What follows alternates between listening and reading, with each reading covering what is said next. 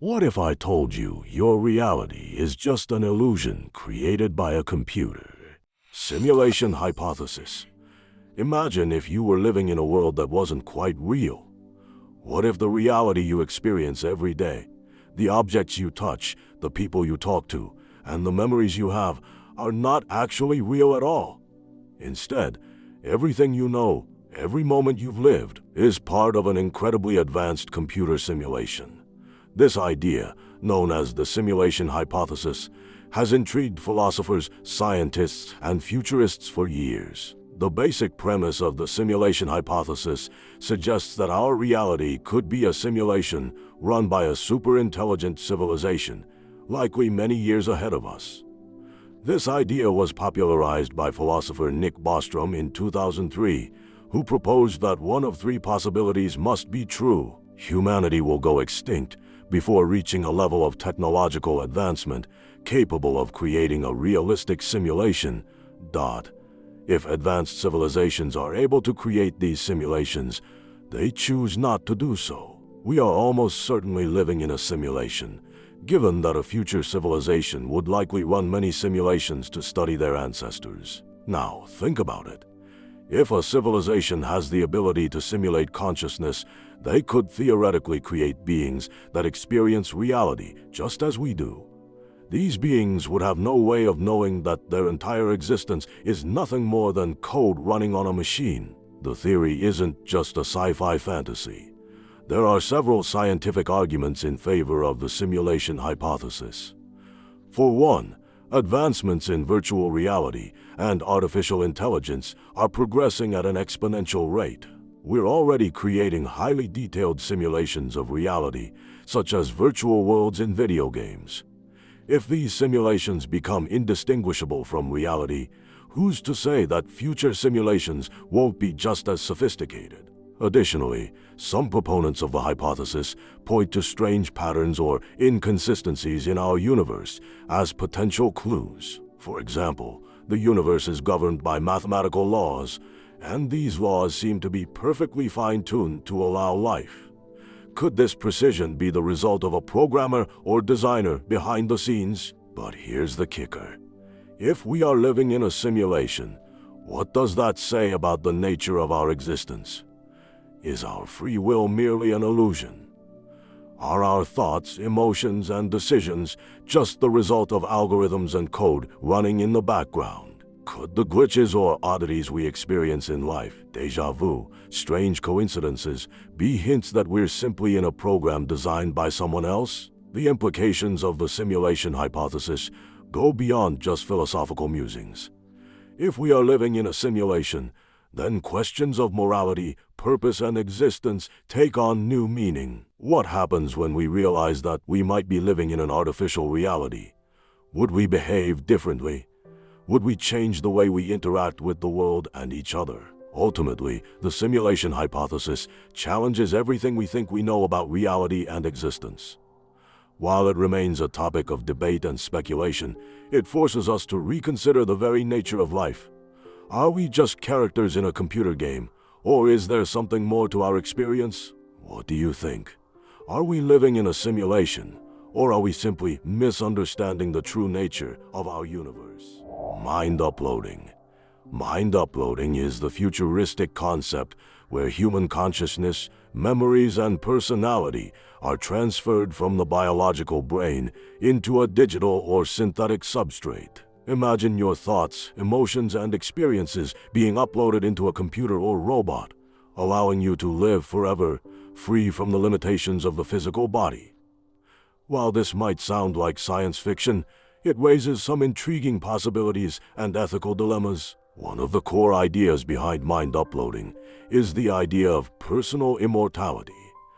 If your mind can be transferred into a machine, theoretically, you could continue to exist long after your biological body dies. This could allow for eternal life, but it begs the question, what does it mean to be you if your consciousness no longer resides in your original body?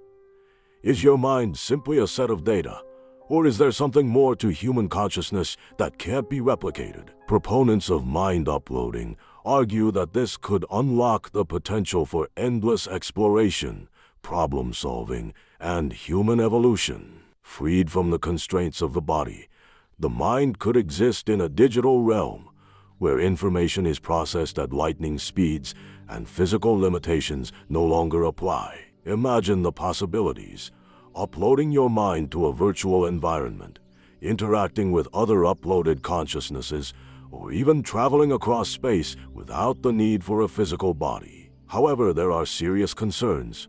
First, would the uploaded consciousness truly be you, or would it simply be a copy? The problem of identity becomes crucial here.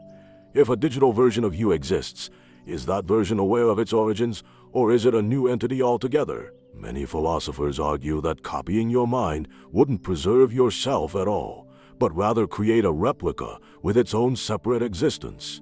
There's also the question of the technology itself. We currently have no way to upload a human mind, and we're far from understanding the full complexity of consciousness. The brain, with its trillions of synapses and neural connections, is a remarkably intricate system that is deeply tied to our biology. Can it really be replicated in a digital format? And what happens if this technology becomes available to the masses? Would only the wealthy and powerful have access to immortality, creating a new form of social inequality? Or would society have to confront the moral consequences of living forever? Mind uploading forces us to question what it truly means to be alive and whether immortality is something we truly desire. Would you want to live forever, knowing that the digital you may not be the same as the biological you? Is immortality even desirable, or does it risk losing the essence of what makes us human? These questions remain unresolved, but the concept of mind uploading continues to challenge our understanding of life, death, and the future of consciousness. Roko's Basilisk.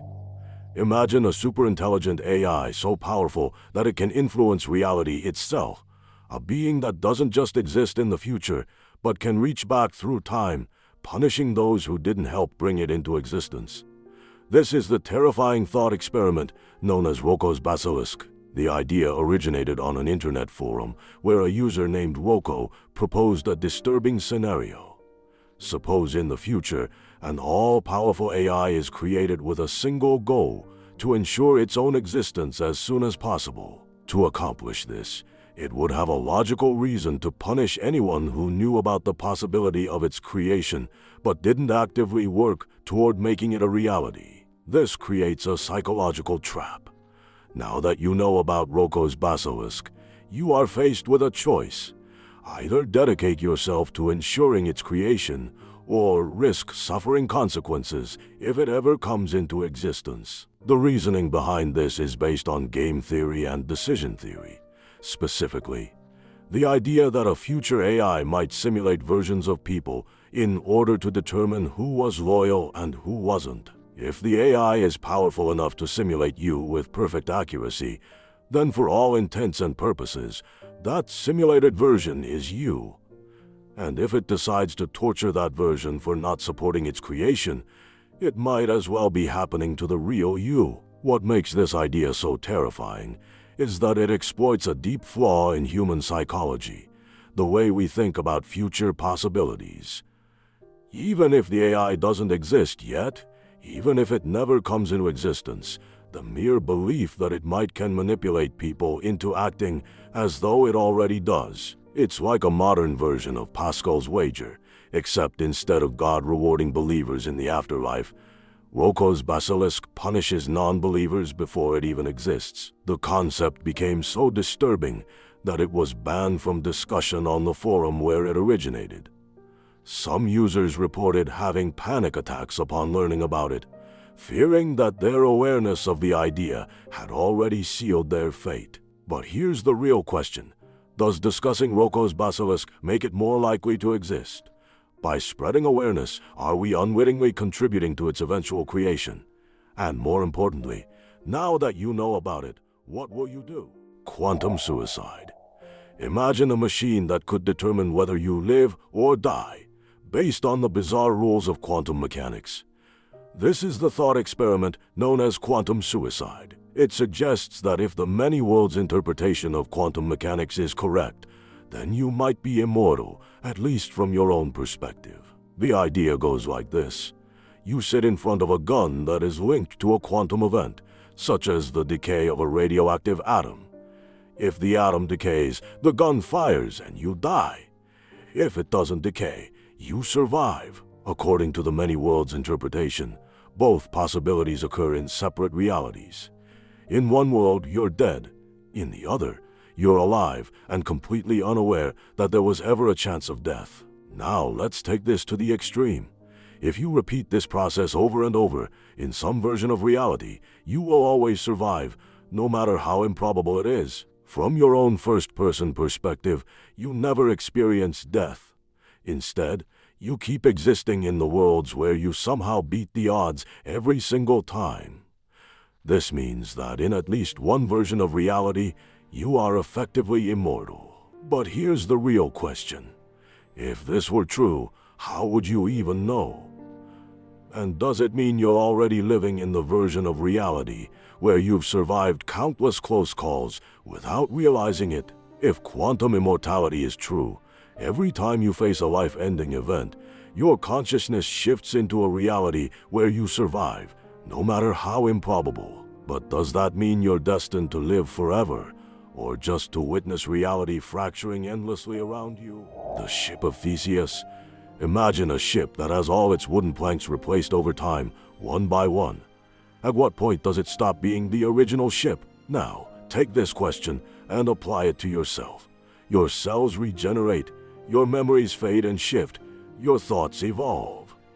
Are you still the same person you were years ago? Or have you become someone entirely new? But let's take it even further. What if the removed planks were reassembled into another ship? Which one is the real Ship of Theseus? If identity is just continuity, then does it even matter which is the original? And if the same logic applies to humans, does that mean our sense of self is nothing more than an illusion? Now, apply this to the digital age. Imagine uploading your consciousness to a machine, replacing neurons with circuits one by one. At what point do you stop being you? If a perfect copy of your mind exists elsewhere, is it still you, or just a simulation? This question isn't just philosophy. It has real implications for artificial intelligence, brain augmentation, and even the way we perceive identity in a world where technology continuously reshapes us. Are we truly fixed beings, or are we ships constantly rebuilt, unaware of the change? As we imagine a world where consciousness can be uploaded into a machine, we face a complex dilemma. If your mind could live forever in a digital form, would you still be you? Could the digital copy preserve the essence of who you are, or would it become something entirely different? The psychological implications of eternal life in a simulated world, separate from your biological body, raise profound questions. Would you still recognize yourself after centuries of digital existence? And perhaps more importantly, what happens when the line between the original mind and its replica begins to blur? These concerns become even more pressing as the concept of mind uploading becomes increasingly plausible. The Anthropic Principle. The Anthropic Principle suggests that the universe's fundamental parameters are fine-tuned in such a way that life, especially intelligent life, is possible. It raises profound questions about why our universe seems to be so perfectly suited for life. But what if it's not by chance? At the core of the Anthropic Principle is the idea that if the physical constants of the universe were even slightly different, life as we know it wouldn't exist. Take gravity, for example. If gravity were a tiny bit stronger or weaker, stars wouldn't form in the same way. And without stars, there would be no light, no planets, and ultimately, no life. So, the question is, why does the universe appear to be tailored for us? Some argue that this is a coincidence, a result of the vastness of the cosmos, where infinite possibilities exist, and we just happen to be in a universe that supports life. Others propose that it's no accident at all. Perhaps our universe is one of many in a vast multiverse, with different physical laws and constants in each. In this case, we simply live in the universe where conditions happen to allow life. Another interpretation is that our universe was designed with us in mind. While this idea leans toward religious or metaphysical explanations, it still raises intriguing philosophical discussions about the nature of existence and purpose. Could there be some cosmic reason that we, as conscious beings, are here to witness the universe as it is? The Anthropic Principle challenges our understanding of life, the cosmos, and even the notion of fate itself. It forces us to consider whether we are truly in a universe that just happens to be life-friendly, or if there's something more profound at play. What if the universe was made for us to exist, or is this all just a happy coincidence? Could this principle reveal a deeper truth about our place in the cosmos? Or is it simply a way of explaining something we don't fully understand yet? The Anthropic Principle is a mirror, reflecting not just the universe's capabilities, but also our own place within it. Boltzmann Brains. Imagine drifting alone in the vast emptiness of the universe, with no memory of how you got there. You suddenly become aware of yourself, your thoughts, your consciousness. But what if, in that very moment, you were nothing more than a temporary fluctuation of atoms, destined to disappear just as suddenly as you appeared? This is the unsettling idea of the Boltzmann brain. The concept comes from 19th century physicist Ludwig Boltzmann, who tried to explain the structure of the universe using entropy, the measure of disorder in a system. According to the second law of thermodynamics, the universe naturally tends toward disorder. However, given infinite time, random fluctuations can momentarily create order out of chaos, even something as complex as a self-aware brain. Here's where things get weird. If the universe is truly infinite, and random fluctuations happen all the time, then statistically, it's far more likely that a single, self-aware brain would randomly form in the vacuum of space than an entire structured universe like ours. These Boltzmann brains would have false memories, believing they lived an entire life, even though they only just popped into existence. And here's the terrifying part. What if you are one of them? Think about it. You remember your past, you have knowledge of the world. But how can you be certain that those memories weren't implanted at the moment you became conscious? There is no objective way to prove that your entire past actually happened, rather than being an illusion created by a random quantum fluctuation. This leads to a disturbing paradox. If Boltzmann brains are more likely to exist than an entire structured universe, why do we perceive a world filled with complexity, history, and laws of physics? Scientists counter this by arguing that if Boltzmann brains were the dominant form of consciousness, we wouldn't see the consistency and stability that our universe appears to have. Yet, the unsettling possibility remains. In an infinite cosmos governed by randomness, the idea that you are merely a fleeting thought, born from chaos and destined to fade, is not just possible. It might be statistically inevitable. So the question is, are we real, or are we just temporary illusions in the randomness of the cosmos? Quantum Zeno effect. Imagine if simply by observing something, you could freeze its motion, stopping time itself. What if your gaze alone could prevent an event from happening, halting the natural flow of reality? This strange idea is rooted in the quantum Zeno effect, a phenomenon in quantum mechanics that suggests that frequent observation of a quantum system can actually prevent it from evolving over time.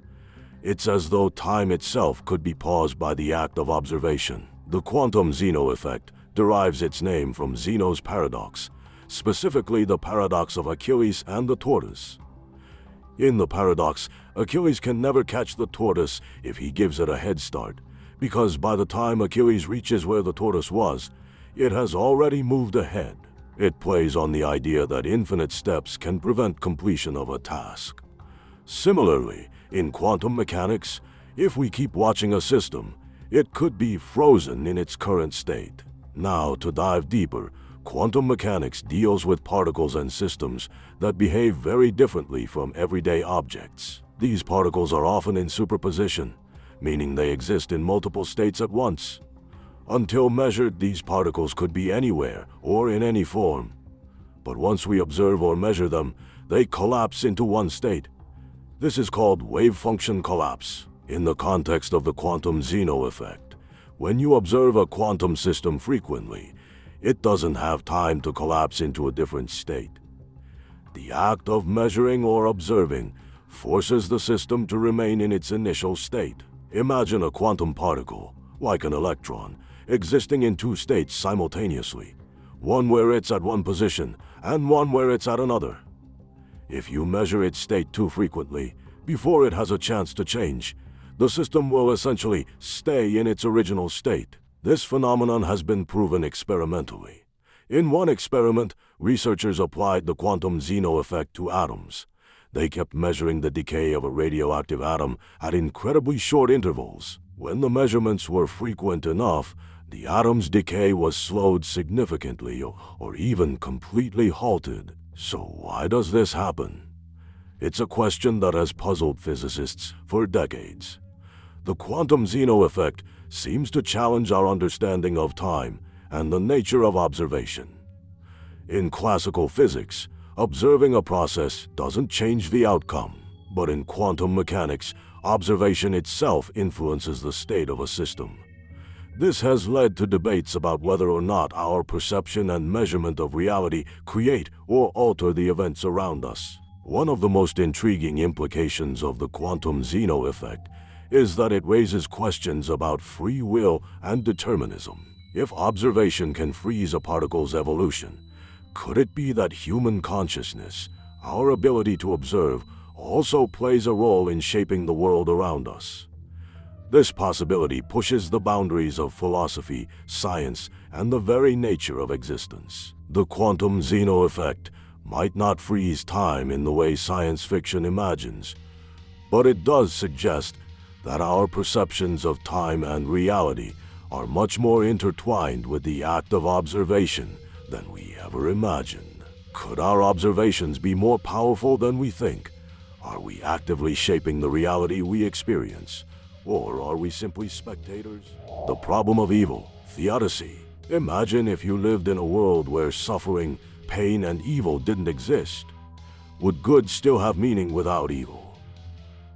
The problem of evil, or theodicy, is the challenge of reconciling the existence of evil with the belief in an all-powerful, all-knowing, and all-good God. The issue arises when we ask why an omnipotent and benevolent God would allow evil to exist. There are two main types of evil: moral evil, caused by human actions, like murder or theft, and natural evil, caused by natural disasters, like earthquakes or floods. Both pose challenges to the idea of a perfectly good and all-powerful deity. Key theories. 1. The free will defense. Evil exists because humans have free will. Without the ability to choose between good and evil, there can be no genuine love or goodness. 2. The soul-making theodicy. Suffering allows for spiritual and moral growth. Just as athletes grow stronger through struggle, humans develop virtues like patience and courage by enduring hardship. 3. The greater good defense. Evil may exist as part of a larger divine plan that brings about a greater good.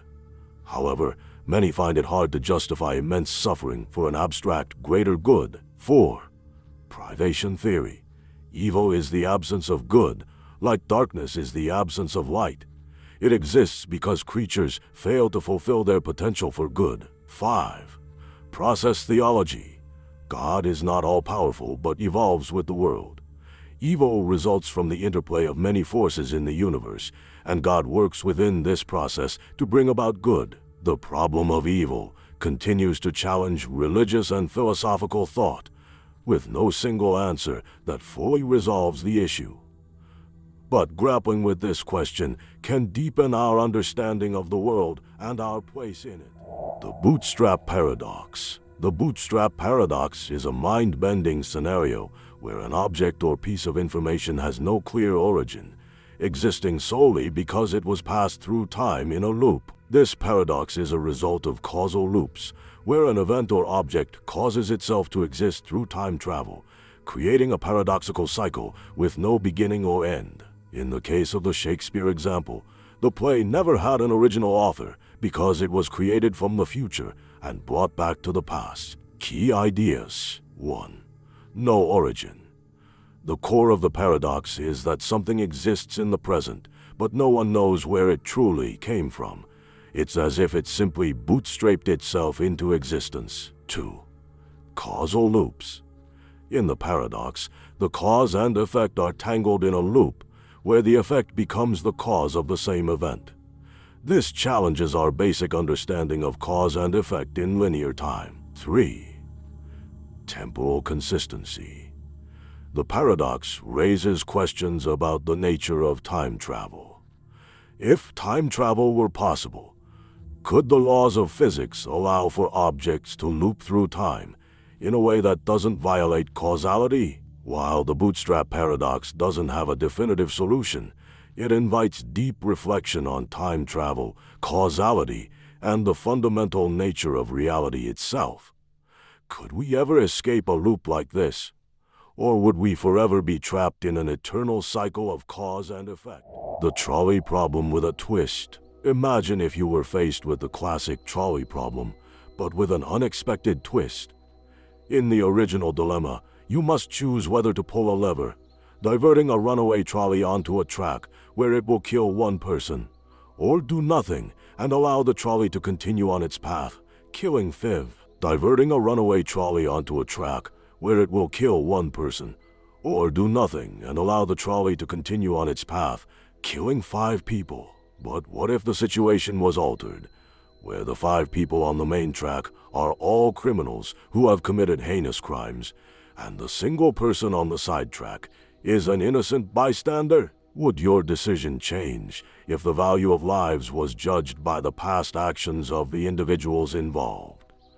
What if you knew that the single person on the side track was destined to invent a technology that could save millions of lives in the future? The moral dilemma becomes far more complicated, raising questions not only about utilitarianism, maximizing overall happiness, but also about the concept of justice, retribution, and the consequences of choices that we cannot fully predict. This version of the trolley problem forces us to confront difficult moral and ethical questions that delve into the complexities of life and death decisions. It challenges our understanding of what constitutes a good decision, pushing us to examine whether utilitarian thinking or individual justice should hold more weight in these life-altering moments.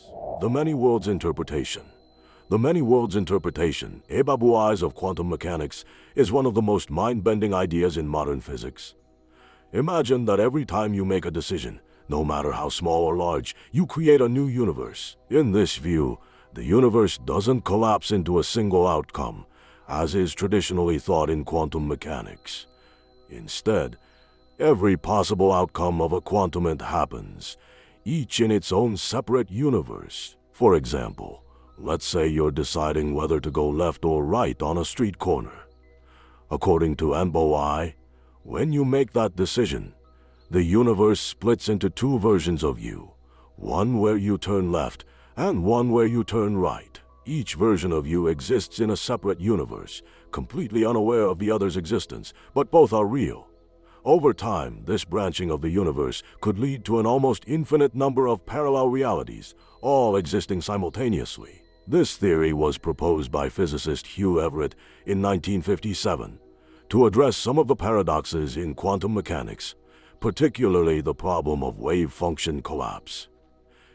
In the traditional Copenhagen interpretation, particles exist in a state of probability until they are observed. However, MBOI rejects the idea of collapse, suggesting that all outcomes happen, but in different branches of the universe. One of the most intriguing aspects of MBOI is that it challenges our concept of free will.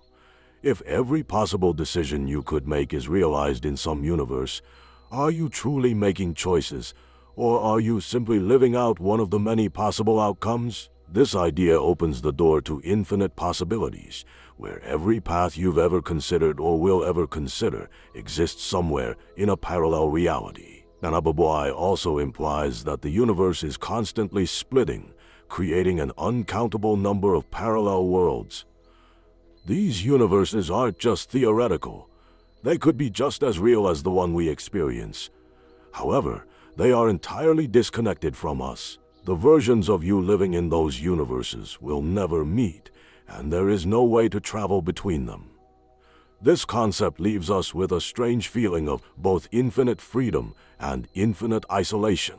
What would it mean to know that every choice you make leads to the creation of an entirely new universe? While this theory is fascinating, it remains highly speculative and controversial. Critics argue that the theory is unverifiable. There is no way to prove that these parallel universes exist. Others question whether the theory's complexity is necessary, suggesting that simpler interpretations of quantum mechanics might be more appropriate. Nevertheless, the many worlds interpretation forces us to reconsider our understanding of reality. It suggests that the universe may be far stranger than we can imagine, with infinite versions of ourselves living out countless possibilities in an ever-expanding multiverse. So, the next time you make a decision, remember, you might be creating a new universe. The question is, what path will you choose in this vast, infinite sea of possibilities?